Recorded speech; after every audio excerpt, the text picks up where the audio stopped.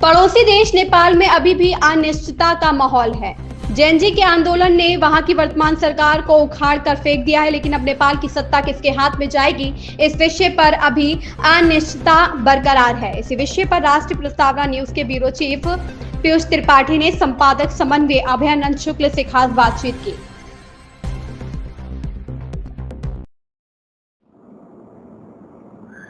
नमस्कार, राष्ट्रीय प्रस्तावना मीडिया ग्रुप के चैनल आरके न्यूज में आपका स्वागत है। मैं हूं पीयूष त्रिपाठी और मेरे साथ हैं हमारे संपादक समन्वय अभयानंद शुक्ल जी। इस वक्त चर्चा में जो सबसे बड़ा मुद्दा है पिछले 3-4 दिन से, वो है नेपाल। आप लोग लगातार देख रहे हैं नेपाल में क्या हुआ। पहले दिन से लेके आज तक पहले सोशल मीडिया बंद हुआ, उसके बाद आप लोगों ने देखा किस तरीके से उसका विरोध हुआ, हिंसक विरोध प्रदर्शन हुए, सत्ता से उतार दिया गया वहां जो भी सत्ता पे लोग बैठे हुए थे, प्रधानमंत्री, राष्ट्रपति।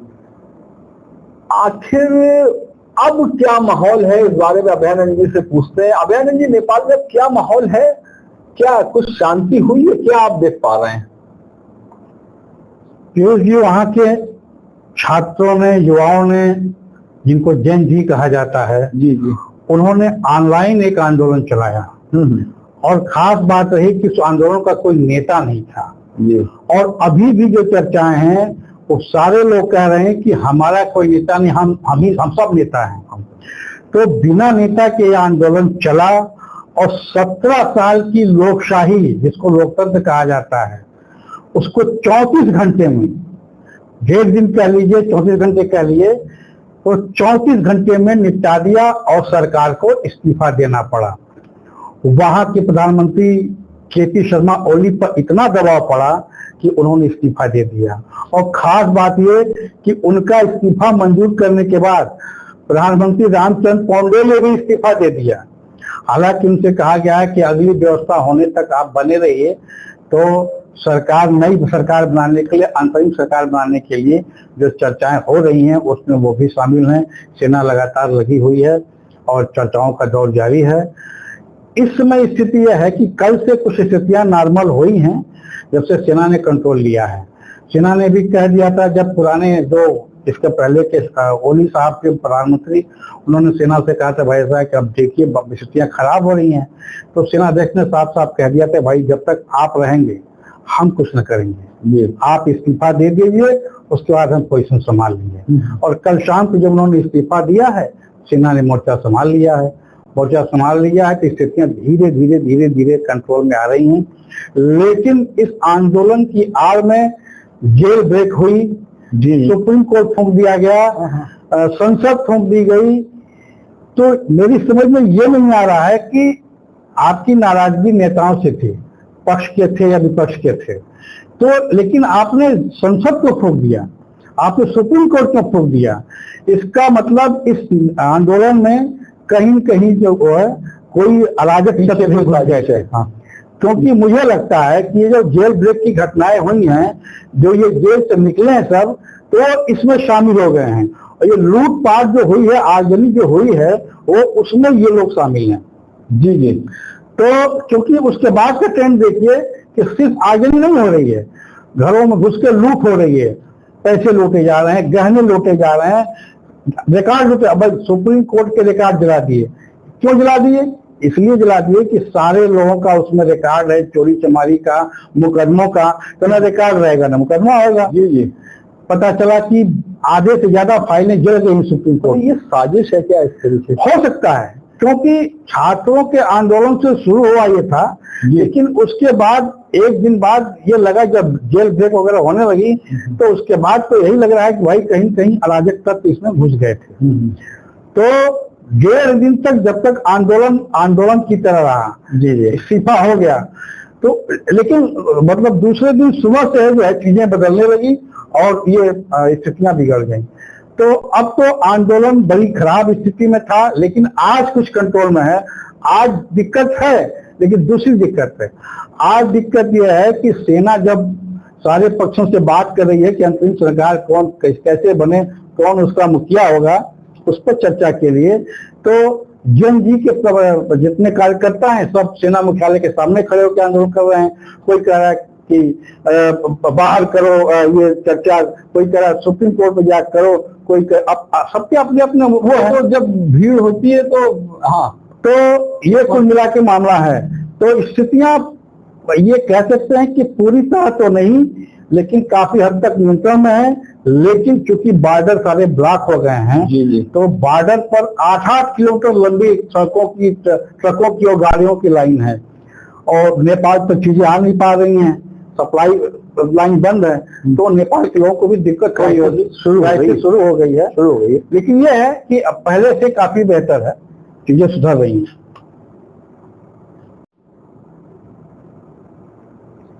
दशरथ शुक्ला जी, जैसा कि आपकी बातों से मैं ये निष्कर्ष निकाल पा रहा हूँ, समझ पा रहा हूँ कि इनका कोई नेतृत्व नहीं है आंदोलनकारियों का। नई उम्र के युवा हैं, एकदम जेन जी इनको नाम दिया गया है। सुप्रीम कोर्ट के सामने या मतलब सेना में जहां एक मंथन, कोई बड़ी बैठक होती है तो मंथन तो बंद कमरे में अंदर होता है, सड़क पे तो नहीं होता। वो इस बात को समझ ही नहीं पा रहे हैं। सड़क पे आके थोड़ा कोई चर्चा होती है, कि कोई भी चर्चा होती है, कोई बात को निर्णय लिया जाता है तो अंदर लिया जाता है।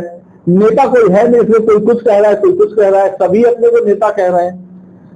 तो इसमें ये नहीं समझा रहा है कि आखिर आंदोलनकारी ये चाहते क्या है।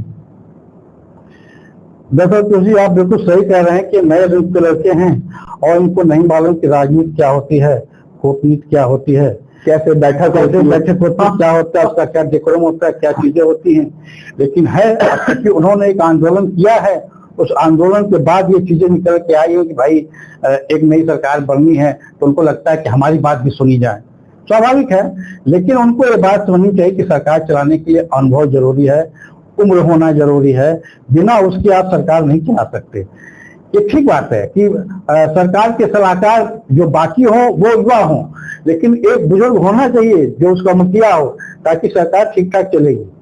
वैसे जो जन जी के जो कार्यकर्ता थे, जिन्होंने आपस में तय करके 4-5 बिंदुओं पर कहा है कि ये होना चाहिए, तो उनका पहला यह है कि नेपाल को हिंदू राष्ट्र घोषित किया जाए जी, क्योंकि वो वहां की वामपंथी सरकार से तंग आ गए हैं। हाँ, ठीक बात है। वामपंथी सरकार जब से प्रभावी हुई तब से वहां की दशा खराब होती गई। तो उनकी पहली डिमांड ये है कि नेपाल को हिंदू राष्ट्र घोषित किया जाए, और कहते हैं कि अगर कोई पीएम बने तो 2 बार से अधिक पीएम न बने, उसको तीसरा मौका न दिया जाए। ये बात सही है, जैसा कि अमेरिका में होता है। हाँ बिल्कुल ठीक है, मुझे लगता है। और उसके बाद कहा कि सारा काम को पहले संसद बंद करो, फिर से चुनाव कराओ, और संसद बंद करके 6 महीने से साल भर के अंदर चुनाव करा लिए जाए जी। और जब नई सरकार, अंतरिम सरकार आती है तो 2 महीने में नया संविधान लागू कर दिया। ये संविधान किसी काम का नहीं है। उनका कहना है कि संविधान जो है किसी काम का नहीं है। और जो भ्रष्टाचार किया है नेताओं ने लोकशाही आने के बाद से अब तक, सबके लिए उच्च स्तरीय न्यायिक जांच बैठाई जाए। और उसके बाद ये कहा है कि जो गोली चलाने का आदेश दिया था, जिसमें डीएसपी कोई बताया जाता है, जिसमें 18-20 लोग मर गए हैं, उसको तत्काल गिरफ्तार करके जेल भेजा, उसके ऊपर मुकदमा किया जाए। तो ये उनकी डिमांड है। मुझे ठीक भी लगती है कि अगर लोकशाही वहां नहीं चल पा रही है, लोग तो ये कह रहे हैं कि वहां लोकशाही से बेहतर तो राजशाही थी। जी। हालांकि वहां के राजा वीरेंद्र के वाले कहता था कि बहुत अच्छे थे, बहुत उनका बढ़िया हिसाब किताब था। गड़बड़ तो जब ये ज्ञानेंद्र आ गए राजा बन के, वो एक उसके हत्या के बाद पूरे परिवार के अभी से नेपाल से डामाडोल क्योंकि वहाँ बताया जाता है कि ज्ञानेंद्र जो नए राजा थे वो चीन के प्रभाव में आ गए थे, तो चीन ने भी मौका देखा, वहां पर तख्ता पलट करा के अपनी समर्थक सरकार दी थी। लेकिन जनता को समझ में आ गया कि चाइनीज समर्थक सरकार जो है इस देश का नुकसान कर रही है, तो उसने साफ साफ कहा भाई कि पहले तो हिंदू राष्ट्र घोषित हो। तो यही है उनकी डिमांड। अब देखें अगले चरण में क्या होता है, क्या स्थितियां आती, कैसे मामूली चीजें बनते हैं, तमाम चीजें हैं, देखते हैं। मुझे लगता है कि जैसे आपने भी कहा कि मांग जो उनकी है काफी हद तक जायज है, वो मांगे जो कह रहे हैं। ये बात है कि युवा हैं, योग्यता नहीं है, और बिल्कुल सरकार चलाने या प्रशासन चलाने के लिए योग्यता की आवश्यकता और उम्र के साथ ही वो योग्यता और अनुभव आता है। बिल्कुल। लेकिन अब एक और है कि आखिर जब सरकार, ये जो अंतरिम सरकार की बात हो रही है कि अंतरिम सरकार बने 2 महीने में चुनाव हो, ये सारी चीजें हो, इसके कितने दावेदार हैं जो अंतरिम सरकार है, उसमें प्रधानमंत्री के कितने दावे, तमाम नाम सुनाई पड़ रहे हैं। पीयूष, जिसमें रोज पिक्चर बदल रही है जी।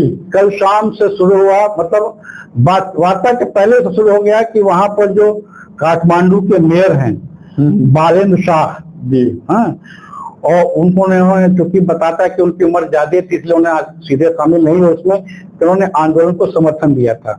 एक तो उनका नाम चल रहा था, उसके बाद पता ये चला कि उन्होंने कहा भैया हम ना होंगे। तो उसके बाद एक ऑनलाइन सर्वे हुआ, बातचीत हुई, करीब 7,411 लोगों ने भाग लिया उसमें, और 3543 लोगों ने, ये जो सुप्रीम कोर्ट की जो पहली महिला चीफ जस्टिस हैं सुशीला कार्की, उनके समर्थन में अपना किया है। तो उनका नाम बड़ी तेजी से उठा, और इस समय भी उनका नाम बहुत तेजी से चल रहा है। बाद में पता चला कि जो बालेन्द्र शाह है उन्होंने सुशीला कार्की को समर्थन भी दे दिया है। तो लग तो यही रहा था कि अब मामला ठीक है, सुशीला कार्की हो जाएंगी, लेकिन अचानक एक नाम आ गया, दुर्गा परसाई। अच्छा, हाँ, दुर्गा परसाई, ये राजशाही समर्थक बताए जाते हैं जी, और मेडिकल का इनका बहुत बड़ा कारोबार है। अच्छा, व्यवसायी हैं ये जी। और पीछे कुछ दिन पहले जो राजशाही समर्थक आंदोलन हुआ था, जिसमें इनका हाथ बताया जाता है जी। तो सेना ने आज सुबह से जो है चर्चा शुरू कर दी थी। पहले सुशीला कार्की बुलाया, फिर इनको बुलाया, बातचीत होती रही, कुछ निकल के नहीं आया। तब तक ये जन जज के जी के एक ग्रुप में से एक नया नाम आ गया, वो क्या नाम है, कुलमान घिसिंग। अच्छा, कुलमान घिसिंग जो है वहाँ एक इंजीनियर है, और वहाँ की पावर सप्लाई बोर्ड के जो है एमडी हुआ करते थे। अच्छा, और उनका काम बताते हुए कि बहुत बढ़िया था, उन्होंने बिजली विभाग को बहुत दुरुस्त कर दिया था, और पावर सप्लाई 24 आवर कर दी थी, और इतना बिजली पैदा होता था कि बाहर वो सप्लाई करते थे दूसरे देशों को। तो एक नाम उनका भी है, अब देखना। लेकिन एक नाम और है जो उनके साथ चल रहा था, बालेन्द्र शाह के साथ, वो नाम ये था रवि लामिछाने। ये वहाँ की नेपाल स्वतंत्र पार्टी है, उसके लिए है, और ये डिप्टी पीएम रह चुके हैं पहले। हाँ, तो ये तो इस्तीफा देने की जब बात आई, सबसे पहले इन्हीं के कई सांसदों ने इस्तीफा भी दे दिया था। अच्छा, ये जेल में बंद थे, इनको जेल से छुड़ाने के लिए जेल ब्रेक की गई थी। और मुझे लगता है कि इनका जेल ब्रेक हुआ, उसके बाद सबको मौका मिल गया जेल ब्रेक करने का। ये जेल ब्रेक के अकेले दोषी मुझे लगता है यही है, क्योंकि इन्हीं को छुड़ाने के लिए जेल ब्रेक की गई थी। तो ये 4-5 नाम हैं, लेकिन अभी तक की जो सूचना है उसमें सुशीला कार्की और वो क्या नाम, इंजीनियर साहब जो है, क्या नाम, कुलमान घिसिंग, इन दोनों का नाम बहुत तेजी से उभर के आ रहा है। अंदर क्या बातचीत हो रही है कोई पता नहीं कर पा रहा है। उसके अलावा बीच में जो जन जी के जो 7 लोग हैं, अंदर जा रहे हैं, बाहर जा रहे हैं, ये ऐसे हो रहा था। लेकिन अभी पिक्चर क्लियर नहीं हुई है, लेकिन अंदाजा जो लग रहा है वो सुशीला कार्की और दूसरा ये जो इंजीनियर साहब हैं, क्या नाम इनका, कुलमान घिसिंग, इनके नाम की चर्चा है। लेकिन होता है ना कि 2 बिल्लियों की लड़ाई में बंदरबाजी मार ले जाता है, तो कहीं ऐसा ना हो कि पता ये चले कि दोनों लोग की दावेदारी मजबूत हो रही है। एक तीसरा मुझे अभी भी लग रहा है, मेरा सिक्स सेंस कह रहा है, मुझे अभी भी लग रहा है कि ये जो क्या नाम है इनका, और नहीं घिसिंग, नहीं क्या नाम का, वो जो राजशाही समर्थक दुर्गा परसाई का नाम अचानक नहीं आया है, ये लाया गया है, किसी की मर्जी से लाया गया है, किसी की इच्छा थी। ये अचानक इनका ये कहीं पिक्चर में थे ही नहीं, और सीधे सुशीला कार्की के साथ इनका नाम आ गया। पहले सुशीला से बात हुई, फिर इनसे बात हुई। तो मुझे तो लगता है, मैं तो इसको 99% में कह सकता हूं कि उनका नाम ही आगे चल के अनाउंस होगा, क्योंकि सुशीला कार्की के नाम पर वो हो गया कि भाई 70 साल की विधवा हैं, बूढ़ी हैं, ये कुछ कर नहीं पाएंगी। और जो अंदर खाने की खबर है, राजशाही समर्थक अभी भी लगे हुए हैं कि किसी तरह राजशाही समर्थक कोई व्यक्ति हो जाए ताकि आगे चल के राजा को वहां पर स्थापित किया जा सके। क्योंकि खबर ये भी है कि नेपाल के राज परिवार का कोई राजकुमार जो बाहर रहता है अमेरिका में वो एक बार आया था, यहाँ दौरा किया है और उसी ने पूरे आंदोलन की रूपरेखा बनाई है। अब इसमें कितनी सच्चाई है ईश्वर जाने, लेकिन परिस्थितियां वहां की अभी गड्ढमड हैं, पिक्चर क्लियर नहीं हो पा रही है कि कौन अंतरिम सरकार का मुखिया होगा। और बालन शाह का हट जाना ये भी चिंता की बात है, क्योंकि उसके पहले सबसे पहले वही दावेदार थे। तो उसके बारे में बताया जाता है कि बालन शाह अगला चुनाव लड़ना चाहते हैं और औपचारिक रूप से जो है प्रधानमंत्री बनना चाहते हैं, इसलिए उन्होंने अपना नाम पीछे कर लिया और सुशीला कार्की का नाम आगे कर दिया। यानी कुल मिला के अभी गड्ढमड है, कुछ क्लियर नहीं है, देर रात तक कुछ हो तो अलग बात है। तो ये जो शुक्ला जी की बातचीत से जो निष्कर्ष निकल के आ रहा है कि अभी भी वहां पे अनिश्चितता का माहौल तो है ही। किसी सरकार में कौन होगा मुखिया ये नहीं पता। सुशीला कार्की, दुर्गा परसाई, कुलमान जी सिंह, भी सिंह, रवि लमिछाने, तमाम नाम चल रहे हैं। लेकिन ऐसा लग रहा है कि इन सभी नामों में जो राजशाही समर्थक दुर्गा परसाई हैं, शायद कहीं वो बाजी ना मार रह जाए। हालांकि ये देखने वाली बात होगी, क्योंकि इसको और भी इंटरनेशनल जो तमाम खबरें आ रही हैं मैं भी देख रहा हूँ। शुक्ला जी तो लगातार उस पर नजर बनाए हुए हैं कि जो परिवार के सदस्य हैं वो आया, एक बार अमेरिका में रहता है वो आया, उसने यहाँ की चीजों का अध्ययन किया, देखा, उसके बाद वो लौट गया यहाँ से। और शायद ये जो कुछ है, जो आंदोलन है, उसके पीछे हो सकता है कि राजशाही का कुछ सपोर्ट हो, कुछ हो। लेकिन एक चीज और भी है कि सेना ही एक तरीके से अंतिम निर्णय किंगमेकर है। सेना नहीं है, जैसे कि एक समय में चाणक्य किंगमेकर हुआ करते थे। सेना किंगमेकर। बांग्लादेश में भी आप देखें तो सेना थी, वही तय करेगी। पाकिस्तान में सेना हमेशा से रही है किंगमेकर, वही तय करेगी। और नेपाल में भी ऐसा ही लग रहा है। लेकिन आगे आने वाले समय में किस तरीके से राजनीति करवट देती है, पूरी दुनिया की नजर है नेपाल। अभी तक तो सुशीला कार्की का ही नाम जो है आगे है, लेकिन दो लोगों की लड़ाई में तीसरा पार्टी न मान ले।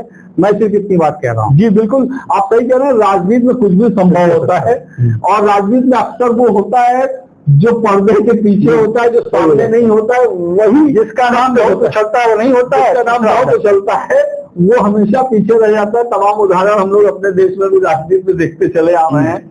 तो हो सकता है राधा कृष्ण का देख लीजिए, राधा कृष्ण की चर्चा नहीं थी। उत्तर प्रदेश का अगर चर्चा अगर की जाए, जिक्र किया 2017 के चुनाव में किसका नाम चल रहा था, कोई कहीं नहीं। योगी बन गए। मनोज सिन्हा का नाम बहुत चर्चा में था, बहुत ज्यादा चर्चा। डेस्टिनी का खेल है जी, डेस्टिनी का खेल है। और राजनीति में ऊंट किस करवट बैठता है पता नहीं होता। तो अगले अंक में हम फिर चर्चा को जारी रखेंगे। तब तक उम्मीद करते हैं कि नेपाल को लेके भी कोई एक ऐसी खबर आ जाएगी जिसपे एक पिक्चर क्लियर हो जाएगी। आज रात तक हो जाने की उम्मीद है। तब तक आप हमारे साथ बने रहें, हमारे चैनल को देखते रहें। आप सबका आरपी न्यूज को देखने के लिए बहुत बहुत धन्यवाद।